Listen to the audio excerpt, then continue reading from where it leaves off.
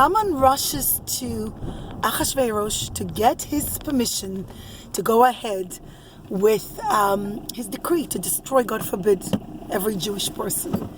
And he brings along with him 10,000 loaves of silver, talents of silver, to kind of convince Achashverosh. He knew Achashverosh is going to need a lot of convincing. And when he comes to Achashverosh, he doesn't straight out say, okay, give me the Jews, I want to kill them all, God forbid. Hashem protects every Jew. He says it in a very roundabout way. Never in the course of the conversation was there anything mentioned straight out that we're going to kill the Jews. Instead, Haman begins by saying, oh, there's this nation, yeshno am echad meforad umefozar ben ha'amim. There's a nation that's scattered and spread among the nations, and they have different holidays from us, and they're never working, they're always taking off, and they're scattered and spread. They're not even like in one place, they're not united. Since they're all over the place, it's not going to make such a big deal. It's not going to affect the taxes. It's not like the one country is going to get lost because we get rid of them. There are in any case pockets of them all over your 127 countries. And he starts with his convincing powers, and Achashverosh tells him, he says it originally very hypothetically, like, what if there was such a nation? Wouldn't you agree that it's a good idea to get rid of them? They're just sucking the strength of the nation, they're of the empire, and they're not contributing anything. And Achashverosh responds, he goes, you don't need to hide what you're saying. I know fully that you're talking about the Jewish people. And he says, as much as you hate the Jewish people, I hate them even more.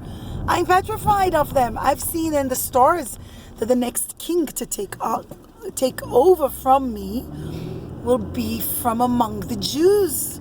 Now, children, again, we've said before, who was he? Who did he see would be the one who really took over the empire? Who was it? Anybody remembers? His son. Good job, Kayla. His son, Daryavish II. And again, like all these Rashaim who use Koach HaTum'ah to see into the future, never see clearly. The truth is, no Jew was threatening him whatsoever. But he didn't know that. All his life he lived in intense fear that the Jews are going to rebel, they're going to go and rebuild the second Bet HaMikdash, they're going to take over his empire, and he believed very strongly in what he could see in the stars. And he says, you don't have to tell me how terrible they are, I fear them more than you, but they have a very powerful God. He says, look what he did to Paro, look what he did to Nebuchadnezzar. Nebuchadnezzar, the end of his life was a total misery.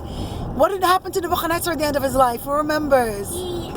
Right, what happened? What did he turn into? What did he think he was? Do you remember? A fox. He thought he was a bull or like one of those animals, right? Belshazzar got massacred. The entire kingdom of Bavel got completely decimated, with the only remaining survivor, who was Vashti, who also got killed at the party by the hands of Achashverosh himself.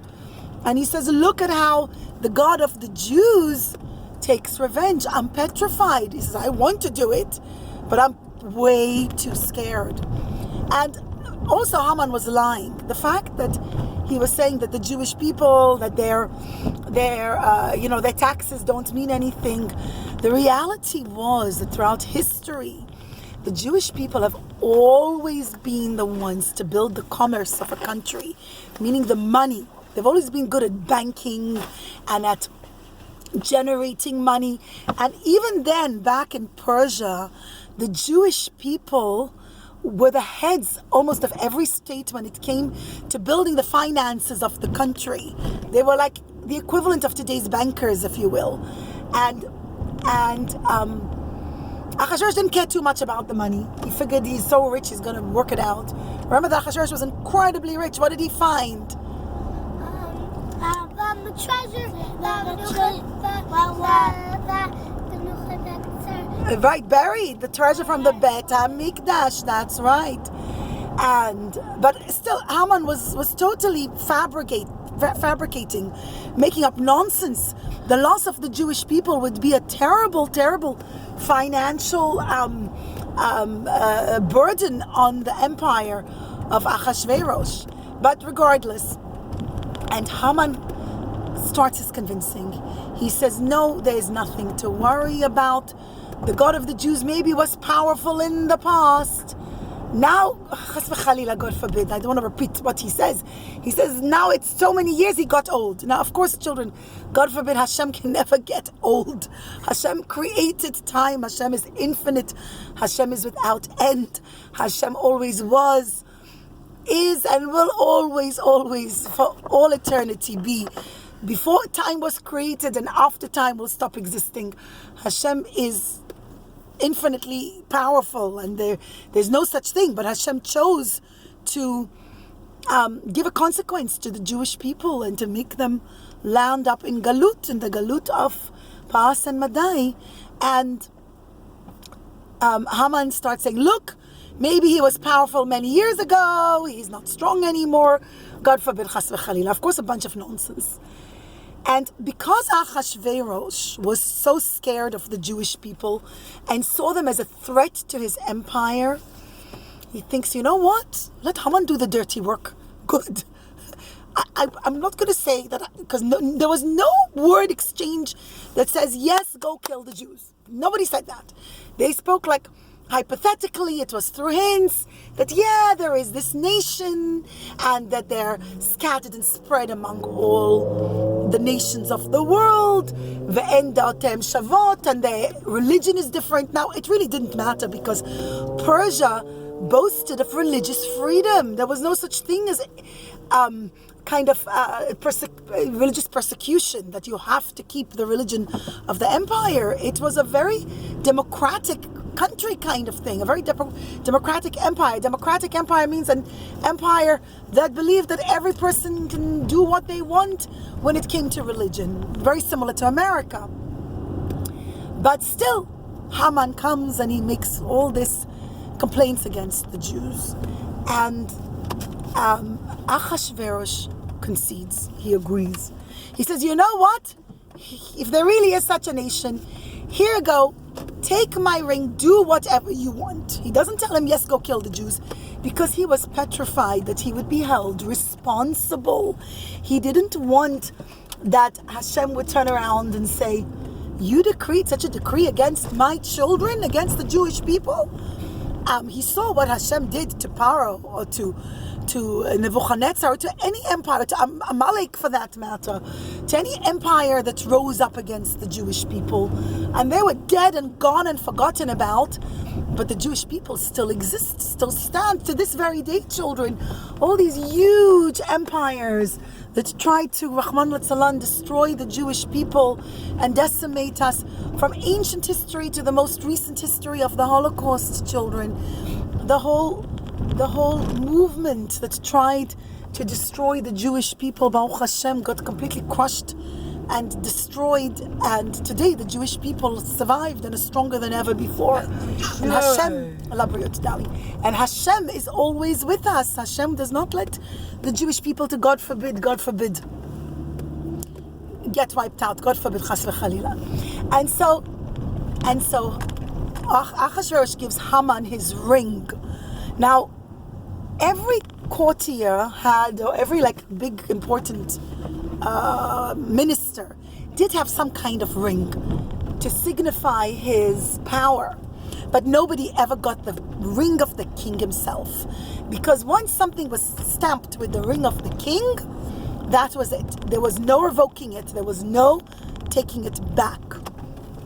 And Achashverosh gives it to him. It says actually, children, that up in Shamayim, the Malachim cried to Hashem and they said, Hashem, what already did Haman say? He said that the Jewish people are different, that they keep their Jewish holidays, that they don't mix among the Goyim. Actually, one of the things he tells him is that they don't want to mix with us. They don't want to come and have parties with us. and they don't want to marry into us, and they consider us contaminated. So that if the king was, if a fly fell into a cup of wine, they would spill out they would tip out this fly, and they would still religiously be allowed to drink the rest of the wine, meaning the fly doesn't make the wine treif. But if the king was to merely touch the cup, even if he didn't drink from it, he turns it into yain nesach, he turns it into goyish wine, and it's treif, it's yain nesach, and they won't drink from it anymore. And Haman tells them, see, they'll drink wine that a fly went into, but they won't drink wine whose cup you touched. They'll even rinse it out before pouring themselves a new cup of wine. So, and children, it has to do with the fact that wine bonds people together. The Torah always wants the Jewish people to remain loyal to Hashem and to the Torah, and to marry only within our Jewish nation. And the angels up in Shamayim complain to Hashem, and they say, Hashem, why are you casting such a decree against the Jews? After all they're doing is keeping your Torah and mitzvot.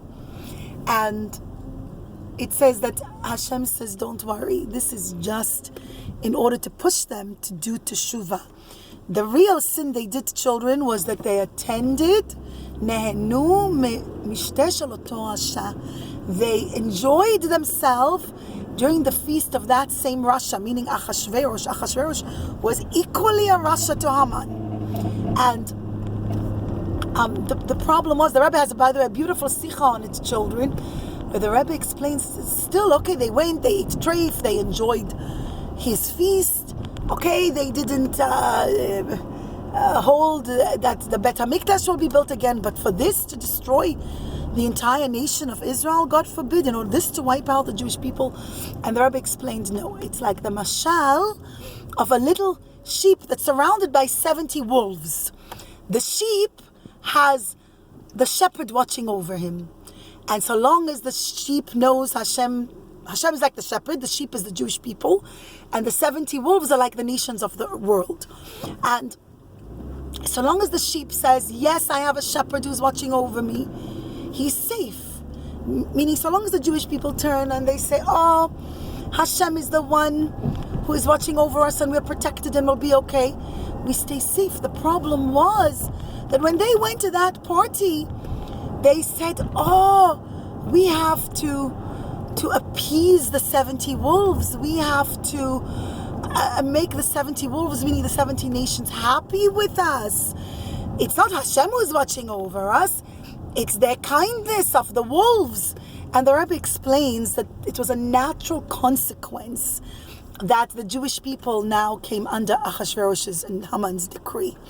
Because just like the minute the sheep says, I don't want the shepherd anymore, I'll become friends with the wolves, what happens? The wolves eat up the sheep because the sheep can't protect itself. It's the shepherd that's protecting the little sheep.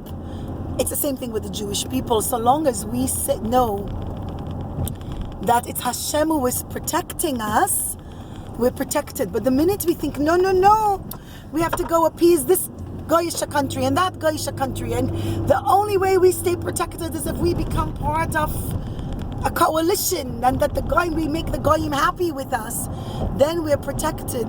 Then it's, God forbid, the Jewish people saying we don't want Hashem's protection. And that was the mistake. And we have to be careful, children, that nowadays, again, the Jewish people at large, and specifically the land of Israel, always remembers that it is Hashem who is our true protector, not the United Nations and not all the nations of the world, but Hashem himself who is protecting us. So either way,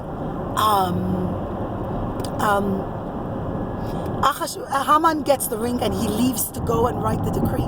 By the way, children, I told you that on the way to Achashverosh, she meets the 3 children who said the 3 psukim. It wasn't on the way to Achashverosh, it was when he came out of the palace. And he walks and he's very happy. Now he's got the king's ring on his finger. He can cast whatever decree he wants. And that's when he bumps into Mordechai. Mordechai asks the 3 children from yeshiva, what did you learn today? And they told him, we learned Alteri Pachat Pitom, Yishot Hashem Kitavo, Utsuaitza Vetufar, Davar Elokim Kimanuel, Vatzik Nanu, Vatseva Ani Yisbal, Ani Asiti Vani Esav, Ani Yisbal, Amalet, the 3 psukim. Sorry, Mommy just said it all, but the 3 psukim that state that God is always with us and Hashem is always protecting us. And Mordechai becomes very happy, and Achashverosh tells him, what made you so happy? Haman tells him, what made you so happy? And he said, the Torah learning of the Jewish children, because they confirmed Hashem will always protect us. And Haman becomes livid. They think that Hashem is going to protect them? I'm going to show it. I'm going to show them. And he goes, and on that very day, children, he writes the decree. He writes, be ready for the 13th day of the month of Adar, and he sends it out on that very day because he knew that Achashverosh was very insecure with the decree. Achashverosh was petrified of casting such a decree because he was scared that the tables will be turned, that he'll be blamed, it'll come back on him. Why did he try such a thing against the Jewish people? And he sends the messengers a 10-day journey. They did in 1 day. He pushed them. It says, the riders were sent, like, pushed on to go really, really, really fast. He wanted it to be spread to the far-flung corners of the earth. Remember that Achashverosh ruled over the entire civilized world.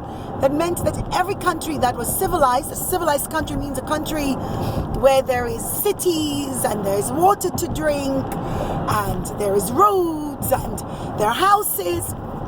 Any country like that, Achashverosh ruled over. That meant there was really nowhere to run. And he sends it out to all 127 provinces of the kingdom. Be ready for the 13th day of the month of Adar, and there's going to be something very great, God forbid, but very, very spectacular or very massive taking place, and people should come and should recruit, and everybody knew it was some war coming up, but they didn't know exactly what. In Shushan, the decree came out immediately, and the roads out of Shushan was sealed. Nobody was allowed in and out of Shushan unless they allowed them. They gated all the city, and because they didn't want any Jews to go and start warning other people. And the decree was set that, God forbid, every single Jew, man, woman, and child, is to be wiped out on the 13th day of the month of Adar. And anybody harboring a Jew, meaning saving a Jew and hiding a Jew, is penalty of death. They're going to be killed for doing that. And the Jewish people were in a horrific panic. There was nothing to do. They couldn't. And whoever kills a Jew, God forbid, gets to keep their house, gets to keep their animals, gets to keep their money, their jewelry, meaning the king isn't taking anything. Children, I forgot something very, very, very important. Haman offers, like I told you, Achashverosh 10,000 talents of silver. Achashverosh doesn't accept it. He says, keep it. You're doing me a favor. I don't want your money. Go do with the Jews whatever you want. But Haman tells everyone that no, the king took the money, because if it's going to seem that the king took a bribe to kill the Jewish people, no one is going to start investigating too much, because to say, the king took a bribe, let's investigate, how did he take that bribe, it's going to be very shameful. So nobody started to look too deeply into it. But Mordechai knew that the king did not take that money. But even so, there was no way out naturally out of that decree. And it says Evel ve'yagon laYehudim. I think this is the Yehudim, but there was basically, when the decree comes out, the Jewish people turn into a panic, and there's crying and mourning.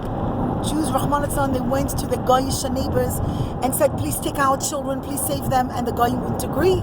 And already from day one, from the very first moment the decree became known, anti-Semitism all of a sudden just mushroomed out of nowhere, and wherever Jews went, they were taunted, they were thrown out of stores, they were told you can't shop here, and what are you buying? In any case, whatever you're going to get is going to become ours. We don't want to serve you, we don't want to help you.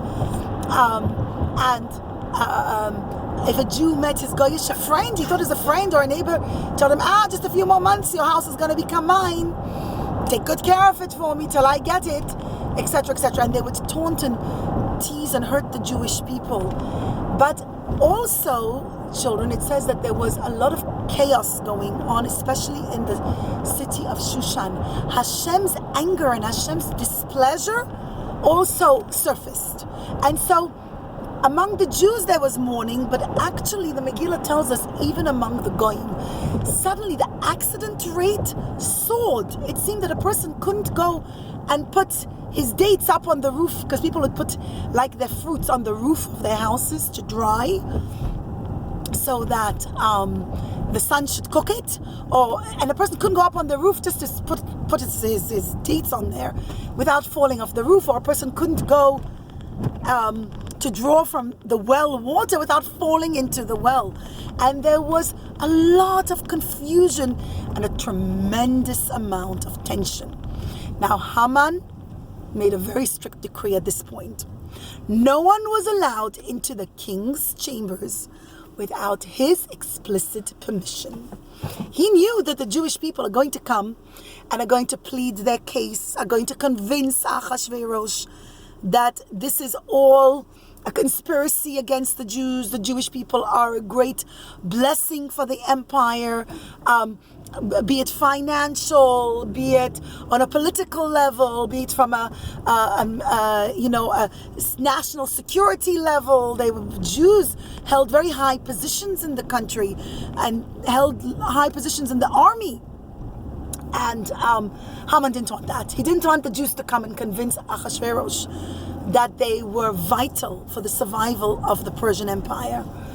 And he locks the doors. And at that point, Mordechai realizes, and Mordechai finds out very early on about the decree. Not everybody knew the content of the decree, but Mordechai knew it.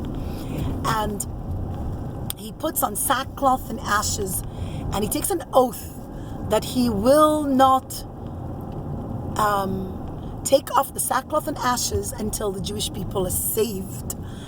And he cannot come past the king's gate because he's wearing sackcloth and ashes, and they were very superstitious, the Persians. They believed that if anybody came near the king wearing sackcloth and ashes, it signified that the king's going to die like very soon.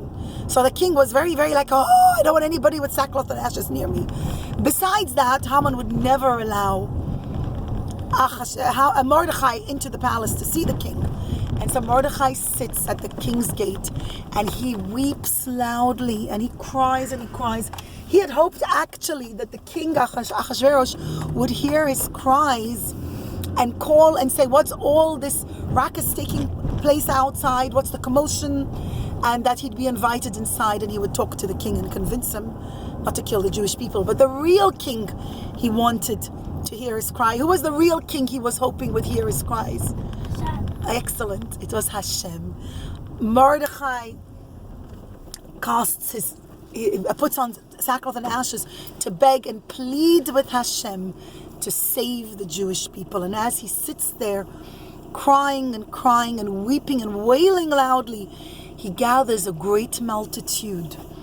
Tons and tons of people, Jewish people, come to find out why their leader Mordechai is crying. And he reveals to them, he says, there's been a decree, but it's not just a decree here on earth. It's a decree up in heaven. Hashem himself has cast such a decree against us. We have to do teshuvah. And do you know who he really gathers, children? Who does he gather? To pray for the Jewish people. Excellent. He gathers 22,000 children. And he says, anyone who is a little boy or a little girl, come. And we're going to make a huge rally. And we're going to say the 12 Torah Psukim. Or something along those lines. and we're going to beg and plead with Hashem to save the Jewish people. You know, kids, a little bit before the time that I was born, the Lubavitcher Rebbe did a very similar thing. It was before the 6-Day War, and nobody really knew that the 6-Day War was coming. But outside 770 on Lag BaOmer, the Rebbe gathered 22,000 Jewish children, and he told them, we're going to do the 12 Torah Psukim. And these 12 Torah Psukim are going to be for the safety of the land of Israel. And from then on, he said, every day I want children to gather by the Kotel in Israel and say the 12 Torah Psukim. And nobody quite understood why. But when the 6-Day War broke out, and there were 6 Arab nations surrounding Israel and coming to Rahman al-Salam, they swore they're going to decimate the Jewish people, Rahman al-Salam, and they're going to make a huge war and drive the Jews into the sea, God forbid. But of course, in 6 days, Israel was victorious and completely smashed their enemies and tripled the land that they had and became so strong and powerful. The Rebbe said it was all in the merit of the children. When Jewish children learn Torah, when they attend every day Be'ezrat Hashem Jewish schools and spend their day learning Torah, Hashem, it says, En kehevel tinokot shel bet rabban. There's nothing as great as the Torah learning of little Jewish children.